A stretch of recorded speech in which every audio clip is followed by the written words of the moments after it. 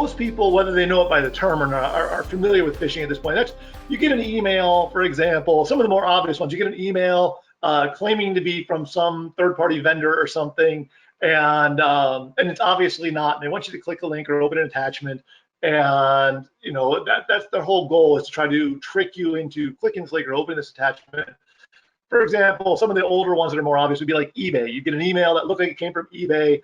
Generally, it would be in like really broken English, and they'd be like, "You account bad, click here, fix," and you'd be like, "I don't think that's legitimate." And so that was kind of the early days of phishing, and then it's kind of progressed to where they're getting smarter and smarter in what the emails are containing and how they're written and what they're going to do. But at the end of the day, phishing just comes down to, you receive an email. It looks like it comes from either somebody you know, somebody you trust, somebody you work with, somebody you do business with, and they want you to either click on a link or open an attachment. And if you do, if that attachment is malicious or that link is bad, then you can get hacked. So, I mean, starting with attachments, for example.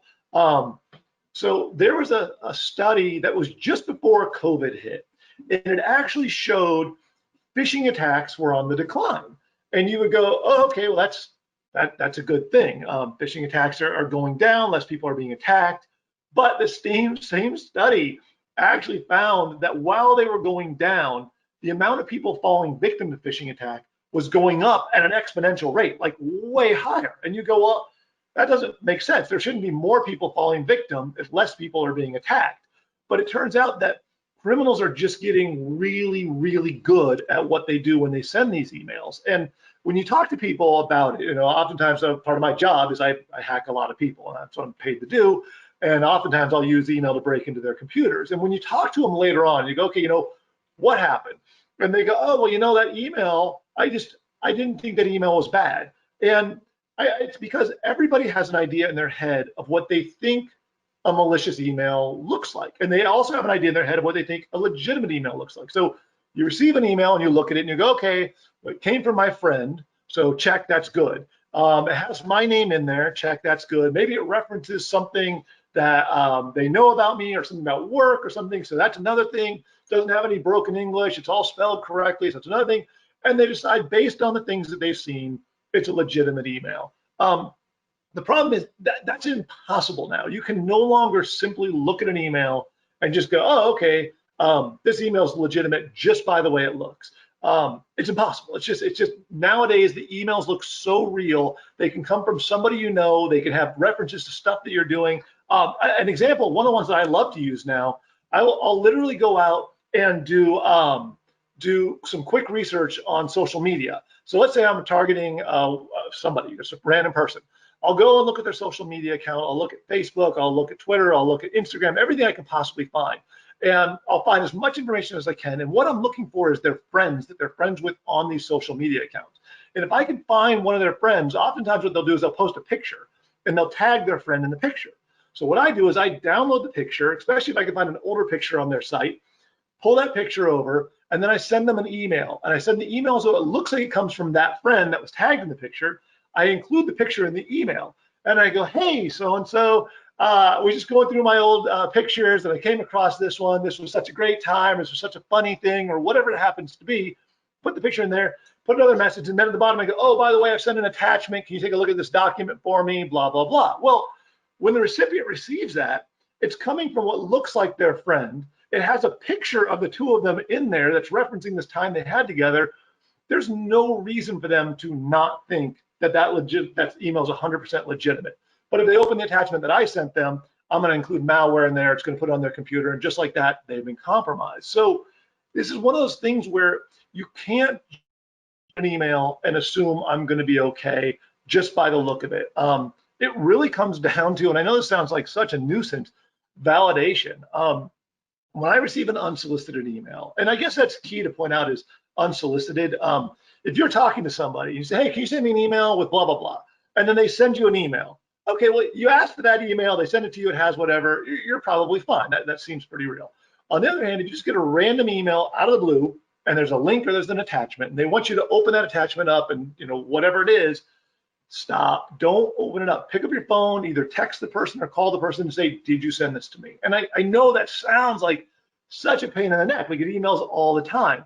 But I'm telling you, that's your only kind of barrier between installing the malware on your computer and not. Because once you double click on that attachment, whatever it happens to be, if there's malware in there, you're done. And just to be clear on the attachment, when I'm talking about attachments, what I'm saying is like, if you get a Word document or a PDF, Adobe Acrobat PDF file, or even an attached picture, any of these types of attachments are potential malware. And it's not just those. There's no such thing as a legitimate attachment. So whenever you receive an email that has any attachment, no matter what it is, it can be malicious. And even if you double click on it and it does what you expected it to do, maybe it's a Word document and it looks like a Word document, that doesn't mean that there's not malware still in there doing something behind the scenes that you're not seeing. So it's really, really difficult because it is so easy for criminals to send lots of emails out and to make them look very, very real.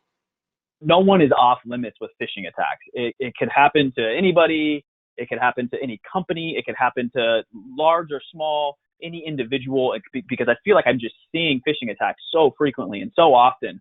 And so what happens, like, if you do open a phishing email, you clicked on the link, maybe something didn't happen immediately, but is it then like, okay, time to contact somebody, something, again, what steps do you maybe take if you've opened one up? All right. So again, it's one of those ones where you might not even know you have malware, and that's in itself really difficult. So obviously, if you get ransomware, you're going to know pretty quick. And generally, something's going to pop up on your screen within a few minutes. You're going to know you've been hacked because it's going to have a big thing on your screen saying, "Hey, sucks to be you." But beyond that, it's not like malware of the 90s or even the early 2000s, where when malware's on your computer runs slow, it runs clunky, it does weird stuff. Now, malware is really efficient. It's really transparent. It's not obvious in any way. And the odds of you knowing there's malware on your computer just by using your computer, with the exception of little anomalies, like on my webcam right now, my little light's on my webcam up here. So I know my webcam is on. Most people don't even pay attention to whether that light's on or off throughout the day. You should. If you're ever at your computer and all of a sudden that light turns on just out of the blue, that is a sure thing. There's a problem. There is malware on your computer, because there's no other reason for that light to turn on unless you're in the middle of a webinar or doing Skype or some sort of face-to-face with a family member. Other than that, that light should never be on. So if your light's on your webcam, that's a pretty important tell. The other way that you'll know is when you start actually getting accounts compromised. So maybe you'll notice that all of a sudden one day your password's been changed for your Gmail account or for some other account, and then you see another one, something's happening. If just one account has been compromised somewhere on the internet, okay, that could have been the company had a problem, something like that. If more than one account has been compromised in a very short amount of time, that's generally an indication that these criminals have access to your information somehow, and it's generally through your PC. So oftentimes you won't know the PC itself has been hacked. You have to start kind of being Columbo and figuring it out by other stuff that's happening around you, other systems that are getting compromised, other things that are going wrong, that suddenly start building a case for, hey, people are getting your personal information somehow. How can the work from home individuals, protect themselves? Again, any suggestions or tips on the work from home and what we can do? Sure. I mean, the big thing more than anything else. So by now, at first it was kind of chaotic, So one day everybody's working at work, the next day everybody's working at home, and it was just kind of this mess. By now, most people have kind of got their equilibrium and kind of figured out the basics. And hopefully your employer is doing a good job to make sure that they're providing the equipment to you, so they're securing the machines, they're providing a VPN link into their network. So they're doing the stuff on the PC to a point, but there's still areas. So if you're still using your own PC or a computer of some sort to connect to work, be aware that at that point, you're responsible. Like, you have to keep that thing secure, which means you have to keep up to date with all the latest patches and updates, making sure you're very cautious about where you're browsing, really monitoring your email. I mean, you have to treat it really in a crazy way. Now, again, most people aren't doing that anymore. Most vendors have provided them with some sort of laptops or Chromebooks or something else to do their actual work.